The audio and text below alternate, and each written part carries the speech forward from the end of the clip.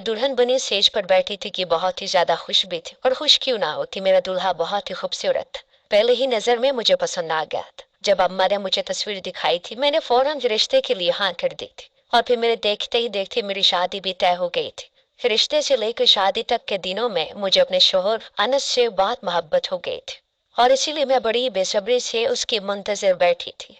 कुछ ही देर गुजरी थी कि दरवाजे खुलने की आवाज आई। मैं चौंक कर अपने आप में सिमट गई कि शायद अनस आ गया है, लेकिन ये देख मुझे हैरत हुई कि मेरे सामने 13 साल का लड़का खड़ा था, जो हूबहू अनस के जैसा ही था। वो अनस का छोटा भाई जलाल था। वो बड़ी दिलचस्पी से मुझे देख रहा था। उसकी नजरों में बहुत ज्यादा चुभन थी। ऐसा लग रहा था कि जैसे वो अपनी नजरों में मुझे उतारने की कोशिश कर रहा हो। मैंने मोहब्बत से उसे पास बुला ली और पूछा, जलाल, अनस कहाँ है? मेरी बात सुनकर वो मुंह बनाकर कहने लगा, मैं आपसे मिलने आया हूँ और आप मेरी बजाय अनस भाई कब पूछ रही हैं? इतनी में क्या जल्दी है आपको?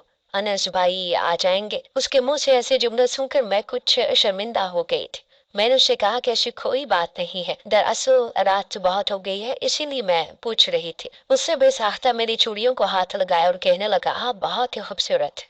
काश आप भाई की जगह मेरी दुल्हन बनकर आती तो मैं बहुत खुश हो जाता। मुझे आप जैसी ही खूबसूरत दुल्हन चाहिए थी। उसकी बात सुनकर मैंने घबरा कर उसे देखा। वो सिर्फ 13 साल का था और अपनी शादी के ख्वाब देख रहा था। मैंने जल्दी से उसे अपना हाथ छुड़ाया और उसे कहा कि जाओ जाकर अनस को देखो।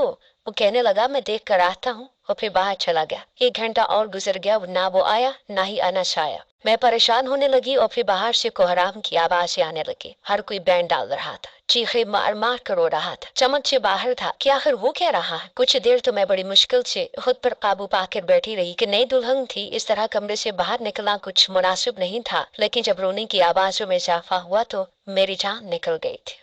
कोई तो बात ऐसी थी जो नॉर्मल नहीं थी। यही सोचकर मैंने कमरे का दरवाजा खोला तो मेरी सास मुझे देखकर बददुआएं देने लगी। कुछ देर पहले जो बड़े अरमान से मुझे रुखसत करवा कर लाई थी, अब वो मुझे मुंह भर भर कर कोस रही थी, मुझे मनहूस कदम करार दे रही थी। मैं हक्का बक्का से उन्हें देख रही थी। कुछ समझ नहीं आ रहा था कि क्या हुआ। शादी की पहली रात ही ससुराल वाले मुझे इतना बुरा क्यों कह रहे थे। देखते ही देखते घर लोगों से भर गया था।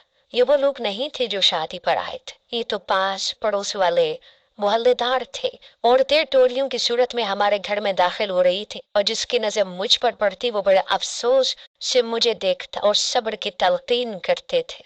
मैं अब तक समझ नहीं पाई थी कि ये सब क्या हो रहा है, किस बात पर सब्र करने को मुझे कहा जा रहा है। मैंने कई दफा परेशान होकर अपनी सास नंदू से कहा कि क्या हुआ है, आप लोग क्यों रो रहे हैं। पहला ख्याल मुझे यही आया कि शायद मेरे ससुर को कुछ हो गया है, क्योंकि वो काफी अरसे से बिस्तर पर पड़े थे। मैं दिल ही दिल में सोचने लगी, क्या उन्हें मरने के लिए आज की रात ही मेरी थी। सबने मुझे मनहूस कदम करार दे दिया था, और मेरी शादी की पहली रात इस वावेले की नजर हो गई थी।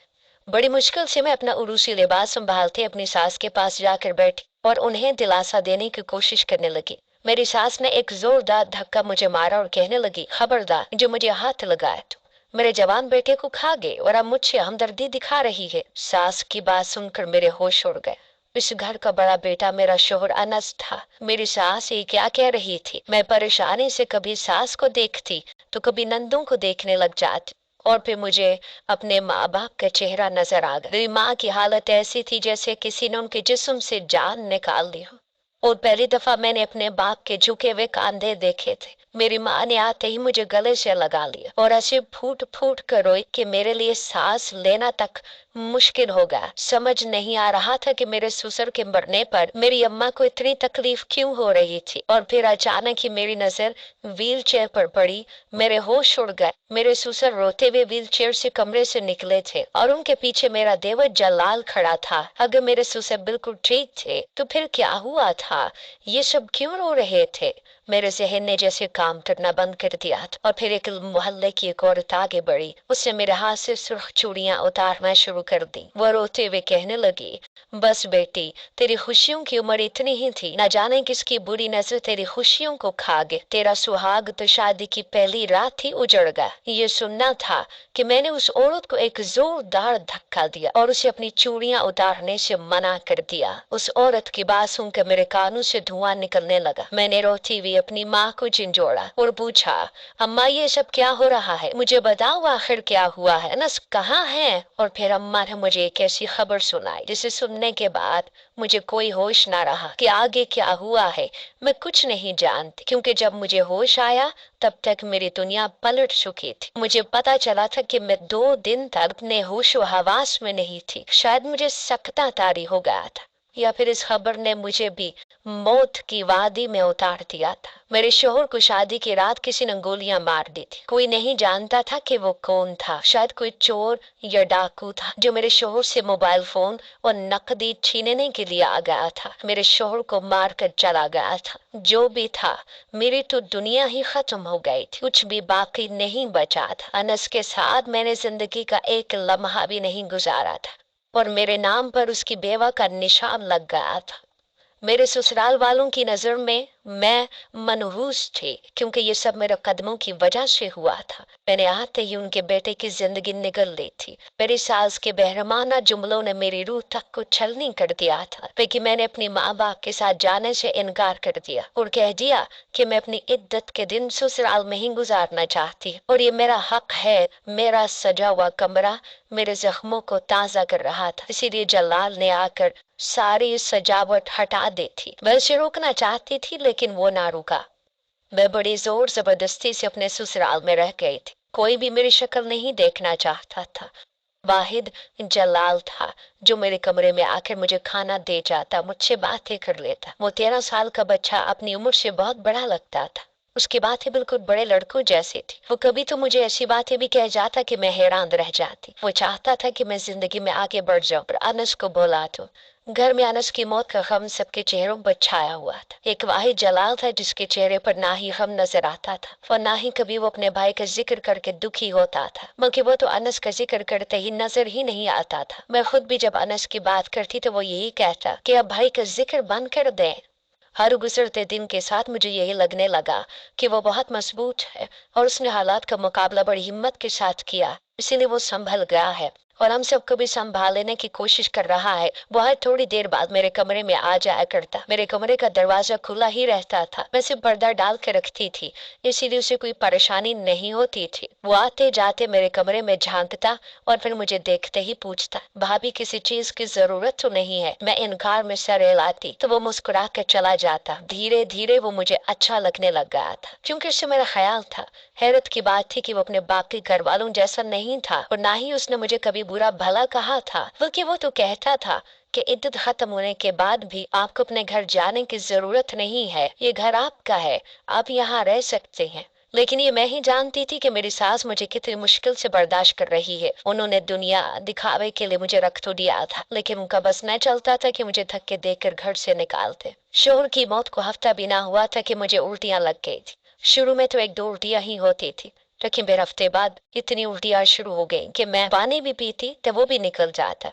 मुझे में इतनी हिम्मत भी नहीं थी कि मैं अपने पैरों पर खड़ी होती। अब तक तो ये बात मैंने सबसे छुपाई हुई थी, लेकिन अब मेरी हालत देखकर जलाल को पता चल गया कि मेरी तबीयत ठीक नहीं है।